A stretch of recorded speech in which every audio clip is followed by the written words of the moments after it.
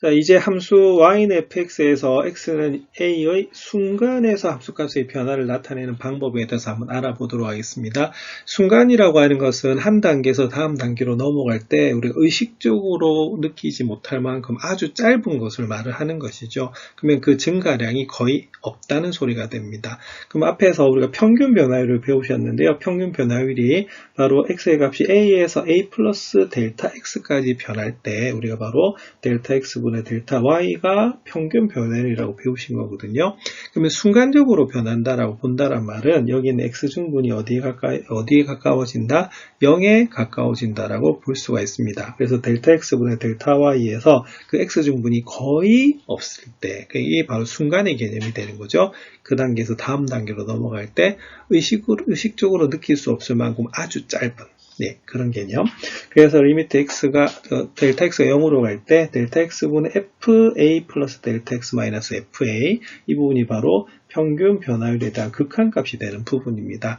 그래서 이런 극한값이 뭐한다면 존재한다라고 하면 이럴 때 뭐하다? 미분 가능하다 하는 거죠. 자, 미분이란 말은 세세하게 분해한다는 거기 때문에 아주 작은 것으로 쪼갠다라는 개념입니다. 이게 바로 뭐다? 순간이 되는 부분이겠죠.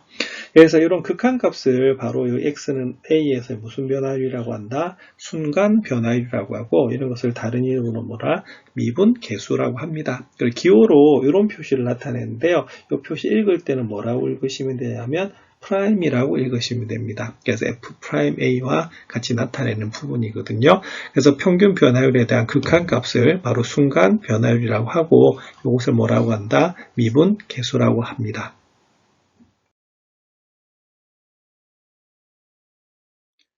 미분계수에 대해서 좀 더 살펴보도록 하겠습니다. 앞에서 미분계수는 x는 a에서 미분계수를 우리가 살펴봤다라고 하면 fx가 어떤 구간에 속하는 모든 x의 값에 대해서 미분 가능하다고 하면 함수 fx는 그 구간에서 미분 가능하다라는 표현을 쓰게 됩니다. 그래서 우리가 요약을 하자면 미분계수, 즉 xnA에서 미분계수는 적을 때는 f'a라고 적는다라고 말씀드렸고요. 그리고 평균 변화율, 즉 델타 x분의 델타 y에 대한 극한값이 바로 미분계수가 되는 부분입니다. 그래서 델타 x를 사용하면 굉장히 조금씩 복잡해지는 느낌이 있겠죠. 그래서 조금 변형하는 거에 대해서 설명을 드리면 여기는 괄호 안에 있는 a 플러스 델타 x를 우리 x라고 두도록 하겠습니다. 그럼 우리가 델타 x가 0에 가까이 갈 때 우리가 미분계수를 보는 거기 때문에 델타 x가 0에 가까이 간다는 말은 자 이게 0에 가까이 가면 x는 어디 가까워질까요? 그죠? x는 a에 가까워지는 것을 알 수가 있습니다. 그래서 델타 x가 0에 가까이 간다는 것을 x가 a에 가까이 간다라고 표현할 수가 있고요. 그 다음에 a 플러스 델타 x를 앞에서 x라고 둔다라고 했기 때문에 이 부분이 fx로 변하게 됩니다. 그리고 여기서 델타 x를 구하고 싶으면 살짝 우리 a를 이항을 해주면 되겠죠. 그래서 바로 델타 x, 즉 분모가 델타 x였는데 이것이 x-a가 되는 부분입니다. 그래서 f'a를 이렇게 나타낼 수도 있지만 f'a는 리미트 x가 a로 갈 때 x-a분의 fx-fa이기 때문에 델타 x를 사용하지 않고 미분계수의 정의로 쓸 수가 있습니다. 이 두 가지 표현 정확하게 기억해 주시기 바랍니다.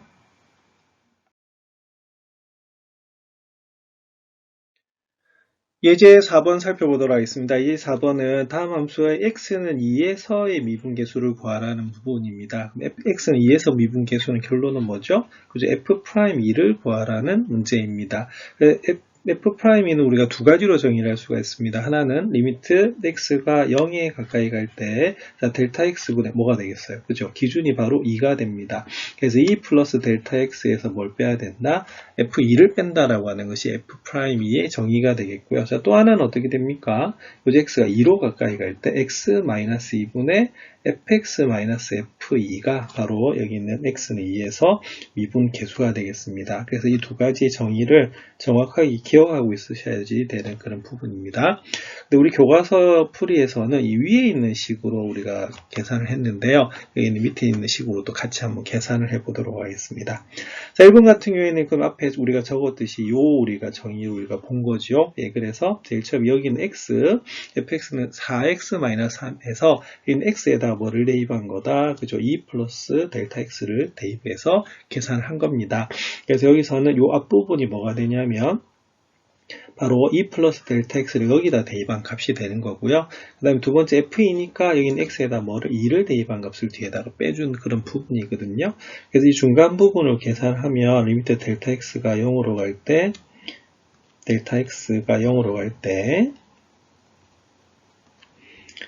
예, 일단은 델타 x 부대 그러면 괄호 풀겠습니다. 그러면 전개하면 4a는 8이고요. 그 다음에 4델타 x 이렇게 되는 부분이고요. 그 다음 마이너스 얼마다? 3 이렇게 됩니다. 그리고 마이너스 8에서 3을 빼면 얼마가 되죠? 5가 나오는 부분입니다. 그러면 8에서 3 빼면 5가 되고 또 5를 빼네요. 예, 그리고 뭐가 약분이 되냐면 델타 x가 0에 가까이 간단 말은 0은 아닙니다. 그래서 뭐가 되냐면 자, 요까지 나오는 거죠. 예, 그리고 이 단계에서 이제 델타 x가 뭐는 아니기 때문에 0은 아니기 때문에 뭐가 가능하다? 약분이 가능합니다. 그래서 답은 얼마다? 4가 나오는 부분이 되겠습니다. 자, 그러면 이번에 두 번째 풀이 방법 한번 살펴보겠습니다. 두 번째 풀이 방법이 요거였죠. 요거 가지고 이제 한번 풀어보면, 자, 이런 식으로 풀 수가 있습니다. 자, 리미트 x가 2로 갈 때, 그럼 x-2분의, 그럼 어떻게 되겠어요? 그렇죠? fx가 4x-3입니다. 그러면 4x-3에서 뭘 빼면 되겠어요? f2를 빼시면 됩니다. 그럼 f2가 얼마였냐면 바로 4 곱하기 빼기 3이었죠. 그래서 이 부분이 얼마였냐면 바로 우리가 8에서 한 5가 나오는 그런 부분입니다. 그래서 이거 계산하시면 리미트 x가 어디로 갈 때? 2로 갈 때 x-2분의 4x-3 5가 되는 부분입니다. 자, 그럼 계산해 주시면 리미트 x가 2로 갈 때 x-2분의 4x-8이 나오거든요. 그런데 우리가 분자를 자세히 보시면 우리가 뭐로 묶어준다? 그죠? 4로 묶어낼 수가 있습니다. 그럼 x-2가 나오는 부분입니다. 근데 x가 지금 어디 가까이 가고 있죠? 그죠? x가 2에 가까이 가고 있습니다. 이 말은 x는 뭐는 아니다? 그죠? 2는 아니에요. 그래서 x-2가 우리가 0이 아니기 때문에 약분이 가능합니다. 그래서 답은 얼마다? 4라고 볼 수가 있습니다. 그래서 이 두 가지 정의로 풀 수가 있는데 여러분들께서 편하신 방법대로 푸시면 되는 그런 부분입니다.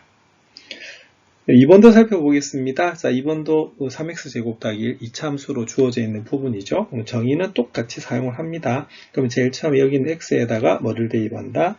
2 플러스 델타 x를 대입을 해서 계산하시면 되겠고요. 두 번째는 뭐다? 그죠? 2를 대입해가지고 우리가 함수값을 구해주시면 되는 그런 부분입니다. 중간 단계를 한번 적어보시면 리미트 델타 x가 0으로 갈 때 델타 x분의 그럼 이 부분은 우리가 제곱이니까 전개를 한번 해볼게요. 그러면 4 플러스 4 곱하기 델타 x 더하기 델타 x의 제곱 이렇게 나오는 부분입니다. 그리고 우리가 계산하시면 더하기 1이 그대로 나오는 부분이겠죠. 그리고 뒤에 3, 4, 12에다 1 더하면 얼마가 되겠어요? 그죠? 13이 나오는 부분입니다. 그리고 계산 한 번 더 해주시면 델타 x가 0으로 갈 때 델타 x분의 자 그럼 괄호 풀어주시면 이렇게 되겠네요. 12 더하기 12 델타 x 그 다음에 3 곱하기 델타 x의 제곱 그렇게 되겠고요. 더하기 1 마이너스 13입니다. 여기 보시면 우리가 소거가 될 게 좀 보이죠? 바로 12하고 1을 더하면 13입니다. 그래서 그 13을 빼주면 없어지는 부분이 되겠고요. 그리고 우리가 뭐로 나눌 수가 있냐면 여기 있는 델타 x가 0으로 간단 말은 델타 x는 역시 0이 아닙니다. 그래서 이렇게 분리가 가능하기 때문에 자 델타 x 약분되네요. 그래서 여기 얼마 남는다? 12가 남고요. 델타 x 제곱인데 델타 x도 나눠요. 그래서 델타 x가 하나 남게 됩니다. 그래서 이 부분을 간단하게 하게 되면 이렇게 나오는 부분이고요. 그리고 마지막으로 델타 x가 0에 가까이 가죠. 그래서 델타 x가 0이 되기 때문에 이 부분은 뭐만 남는다? 12만 남게 됩니다. 그래서 이번에 f'는 바로 12가 되는 부분입니다. 바로 미분계수의 정의를 정확하게 기억하셔야지 문제를 풀 수가 있는 부분이기 때문에 이 두 가지 방법 꼭 기억하시기 바랍니다.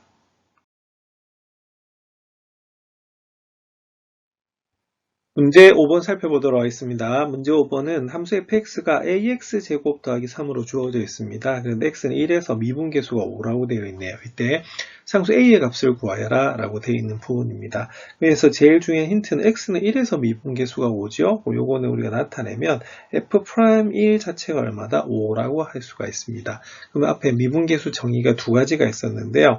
하나는 우리가 f'1 하면 첫 번째는 리미트 델타 x가 0으로 갈 때 바로 델타 x분의 f1 플러스 델타 x 마이너스 f1 이걸 이용해서 바로 f'1을 우리가 구할 수 있는 방법이 있고요. 자, 또 하나는 뭐였습니까? 그쵸, f'1을 구하라 라고 하면 x-1분의 fx-f1을 구해서 우리가 바로 여기에 대한 극한값 x가 어디에 가까이 간다? 1에 가까이 갈 때 우리가 극한값을 구하시면 f'1이 되는 부분이겠죠. 우리 교과서 풀이집에는 요 앞에 있는 방법으로 풀이가 되어 있습니다. 그러면 저는 요 뒤에 있는 방법으로 한번 풀어보도록 그렇게 할게요. 그럼 f'1 이렇게 됩니다. 그럼 정의 자체가 리미트 x가 1에 가까이 갈 때 우리 x-1분의 fx-f1이 됩니다. 자, 그러면 계산을 한번 해주시면 리미트 x가 1로 가까이 갈 때 그럼 fx는요 여기 있는 주어진 거 그대로 쓰시면 되겠죠. 그래서 ax제곱 더하기 3 이렇게 되는 부분이고 f1 한번 구해보겠습니다. 그럼 f1을 구하시면 우리가 a 곱하기 1의 제곱 더하기 3 이렇게 나오는 부분이거든요.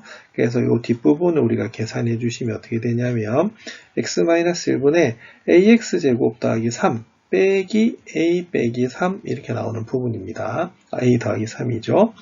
예, 그러면은 괄호 한번 풀어보겠습니다. 그러면 괄호 풀어보시면 바로 x-1분의 ax제곱 더하기 3 빼기 a 마이너스 3 이렇게 나옵니다. 소구가 될 것이 보이네요. 자, 뭐가 소구가 됩니까? 저 3하고 마이너스 3이 우리가 소구가 되는 부분이고요. 자, 그 다음에 우리가 여기서 인수분해를 좀 할 게 보입니다. 자, ax제곱이고 a네요. 그러면 뭐로 묶어줄까요? 그래서 a로 우리가 묶어내주면 이렇게 나오고요. 그리고 인수분해할 게 눈에 보이네요. 자, 바로 우리가 x제곱 마이너스 1은 x 플러스 1 곱하기 x 마이너스 1이 나오는 부분입니다. 자, 그러면 x가 1에 가까이 갑니다. 그럼 x가 1에 가까이 가기 때문에 x는 뭐는 아니다? 1은 아니고요. 그럼 x-0이 아닙니다. 그럼 여기 약분이 되기 때문에 뭐가 나오냐면 이 부분이 리미트 x가 1에 가까이 갈 때 ax 플러스 1이 나오는 부분이죠. 그럼 x가 1에 가네요. 그럼 여기는 얼마다? 2가 됩니다. 그래서 그럼 미분계수가 얼마가 되냐면 2a가 되는 건데, 자, 그게 얼마라고요? 그죠? 5로 주어져 있습니다. 그럼 우리가 a는 얼마로 구할 수가 있냐면 2분의 5로 구할 수가 있는 부분입니다. 그래서 우리가 미분계수의 정의가 두 가지이기 때문에 두 가지 정확하게 기억하셔서 여러분들 편한 방법대로 한번 풀어보시면 되겠습니다.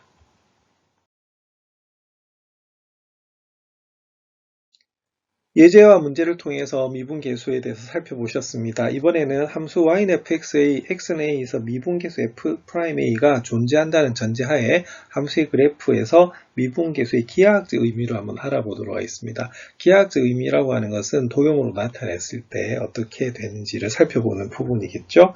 자, 일단은 미분계수 보기 전에 평균 변화율을 먼저 보셔야겠습니다. 앞에서 설명한 적이 있습니다. 그래서 평균 변화율은 델타 x분의 델타 y였는데 여기서 이제 기하학적 의미는 뭐였냐면 여기 있는 P라고 하는 점과 Q라는 점이 보이시죠? 그래서 P가 A, FA이고요. 그 다음에 Q가 A 플러스 델타 X, 바로 FA 플러스 델타 X가 되는 부분입니다. 그럼 이 두 점을 연결한 직선의 뭐와 같다? 기울기와 같다는 거 앞에서 보신 적이 있었죠? 그래서 평균 변화율의 바로 기하학적 의미는 두 점을 연결한 직선의 기울기와 같다는 것입니다. 이번에 미분계수, 즉 순간 변화율에 대한 기하학적 의미에 대해서 한번 살펴보도록 하겠습니다. 순간이란 말이 거의 증분이 없다는 말이었었죠. 그래서 델타 x가 어디 가까이 간다? 그죠? 0에 가까이 갔을 때 우리가 바로 도형에 대해서 보는 겁니다. 앞에서 평균 변화율 같은 경우에는 두 점 PQ를 연결한 직선의 기울기와 같다라고 한 부분이죠. 자, 근데 델타 x가 우리가 0에 가까이 간다는 말은 여기는 Q가 어디에 가까이 가는 거죠? 우리가 계속 P에 가까이 간다라고 하는 것을 알 수가 있습니다. 자, 현재로는 우리가 두 점이지만 델타 x가 0에 가까이 가면 Q는 거의 P에 근접하게 되는 부분이거든요. 예, 그래서 이들 보시면 결국에 델타 x가 0에 가까이 간다, 0이 가까이 간다 말은 점 Q가 점 P에 한없이 가까워지게 됩니다. 그래서 이때는 직선 PQ는 오른쪽 그림 같이 점 P를 지난 일정한 직선 PT, 이 PT 보이시죠? 이 PT라고 하는 것이 결국에는 뭐냐면 바로 접선이 되는 부분입니다. 자, 접선이라고 하는 것은 한 점에서 만날 때죠. 네, 그래서 이럴 때 이것을 접선이라고 하고 요 점 P가 결론은 뭐가 되냐면 이 접선의 뭐다? 접점이 된다라고 볼 수가 있습니다. 그래서 두 점이 거의 한 점하고 같아지기 때문에 접선의 개념이 되는 거죠. 그래서 바로 미분 계수의 기하학적 의미는 뭐냐면 요 점, 즉 P, A, FA에서의 뭐의 기울기, 접선의 기울기와 같다는 것을 알 수가 있습니다. 요약을 하면 함수 y는 fx가 x는 a에서 미분 가능하다고 하면 x는 a에서 미분계수 f'a는요. 여기에는 요 점 위에 있는 a, FA에서의 접선의 기울기와 같다는 것이 바로 기하학적 의미가 되겠습니다. 예제 5번 살펴보도록 하겠습니다. 예제 5번은 두 함수 y는 fx와 gx의 그래프가 각각 이렇게 주어져 있습니다. 그럼 다음 식의 값의 크기를 각각 구하여라 이렇게 되어 있습니다. 비교해보라고 되어 있네요. 그럼 첫 번째 이렇게 딱 보시면 자 b-a분의 fb-fa는 뭘 뜻하는 것이죠? 기하학적 의미로 예, 바로 여기 있는 두 점을 연결한 직선의 기울기와 같고요. 그리고 f'A, f'B는 바로 미분 계수입니다. 바로 요 점에서 뭐다? 접선의 기울기와 같다는 것이죠. 그럼 제일 먼저 이 앞부분 살펴보도록 하겠습니다. 1번. 그럼 여기 보시면 A가 보이시죠? 그래서 여기가 뭐가 되냐면 바로 요 점이 A, FA가 되는 부분이고요. 요 점이 바로 AB, 뭐가 된다? FB가 되는 부분입니다. 그러면은 B-A분의 FB-FA라고 하는 것은 여기 있는 요 두 점을 이렇게 연결한 직선의 기울기와 같다는 부분입니다. 그래서 여기 있는 요 선의 기울기가 되는 부분이겠죠.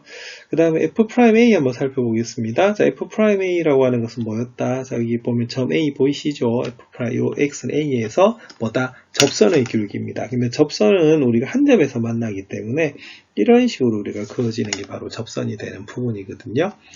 그 다음에 F'B 한번 보겠습니다. F'B라고 하는 것은 바로 우리가 여기 있는 B, X는 A, B에서 우리가 접선의 기울기죠. 여기 접선을 구하시면 접선은 이런 식으로 우리가 그려지게 됩니다. 자, 그럼 여기서 요 세 직선에 뭘 비교하면 되겠어요? 기울기를 비교하시면 되겠죠. 그럼 여러분들 보시기에 어느 게 가장 기울기가 작다? 파란색, 그래서 파란색으로 나타나는 게 뭐냐면 바로 F'B가 가장 우리가 기울기가 작고요. 그 다음에 두 번째는 그쵸, 우리가 바로 이 보라색이라고 볼 수가 있습니다. 그래서 평균 변화율을 나타낸 B-A분의 FB-FA가 되겠고요. 가장 기울기가 큰 것은 빨간색이죠. 예, 그래서 여기 뭐가 되냐, F'A가 나오는 부분입니다. 그래서 1번의 답은 이렇게 볼 수가 있습니다. 자, 2번도 같은 문제죠. 근데 1번은 우리가 약간 증가함수라고 하면 2번은 감소함수라고 볼 수 있는 부분입니다. 그럼 첫 번째, B-A분의 GB-GA를 물었습니다. 그럼 여기 보시면 여기 A이기 때문에 여기가 지금 함수가 Y는 GX죠. 여기가 GA가 되겠고요. 또 여기가 뭐가 된다? 바로 여기가 GB가 되는 것을 알 수가 있습니다. 그럼 요 앞에 값은 여기는 요 두 점, A,GA하고 B,GB를 연결한 요 직선의 뭐다? 기울기와 같아지겠죠. 그래서 여기 있는 요 초록색, 우리가 직선의 기울기를 자세히 보시면 됩니다. 그 다음에 두 번째는 우리가 G'A 보겠습니다. 이거는 X는 A에서 기울기가 되겠죠. 그래서 이 X는 A에서 우리가 기울기를 이렇게 직선을 그어주시면 그 빨간색 직선의 기울기가 되는 부분이 되겠고요. 그리고 마지막으로 이제 봐야 될 게 어떤 색으로 할까요? 검은색으로 한번 해볼까요? 자, 이번에 G'B입니다. 그러면 바로 B에서 우리가 접선의 기울기가 되는 거죠. 그래서 이런 식으로 우리가 그려질 수가 있습니다. 요 세 개의 직선을 우리가 기울기를 보셔야 되는 거죠. 자, 근데 세 개 다 기울기는 음수입니다. 예, 그러면 이때는 절대값을 보셔야 되는 건데, 그 음수에서는 절대값이 큰 것이 오히려 제일 작지요? 여기서 보면은 가장 기울기가 심하게 기울어진 게 바로 빨간색입니다. 아까 빨간색이 뭐였죠? 바로 G'A가 되는 부분이죠. 그래서 이거는 음수가 되면은 오히려 제일 값이 작아집니다. 그 다음에 중간 값이 어떤 값이죠? 그죠? 역시 여기 보면 초록색으로 나왔던 부분, 여기 있는 이 부분입니다. 그래서 평균 변화를 B-A분의 GB-GA가 나오는 부분이고요. 그리고 가장 큰 거는 여기서는 절대값이 가장 작은 것이 가장 크게 됩니다. 음수에서는. 그래서 가장 덜 기울어진 게 뭐였죠? 예, 바로 우리가 G'B가 되겠습니다. 그래서 이때는 우리가 절대값인 가장 작지만 우리가 음수이기 때문에 G'B가 가장 크게 되는 그런 부분이겠습니다. 그래서 기하학적 의미로서는 평균 변화율은 2점을 지난 직선의 기울기고요. 그 다음에 순간 변화율이 미분 계수는 바로 그 점에서의 접선의 기울기가 된다는 것을 반드시 기억하시기 바랍니다.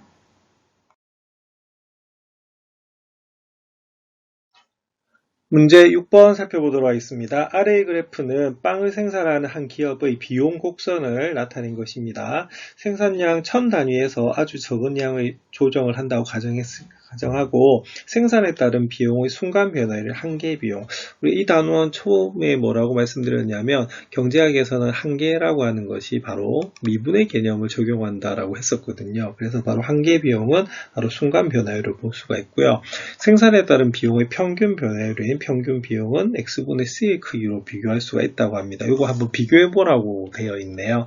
자, 그럼 첫 번째 한계 비용부터 한번 살펴보겠습니다. 한계 비용이 바로 뭐라고요? 순간 변화율. 그럼 어느 점에서? 그죠? 여기는 A, 바로 1000단위에서 보는 거죠. 그래서 여기서 우리가 접선을 이렇게 그었을 때, 바로 이 접선의 기울기가 뭐가 되냐면, 바로 dx분의 dc, 즉 한계 비용이라고 볼 수 있는 부분입니다.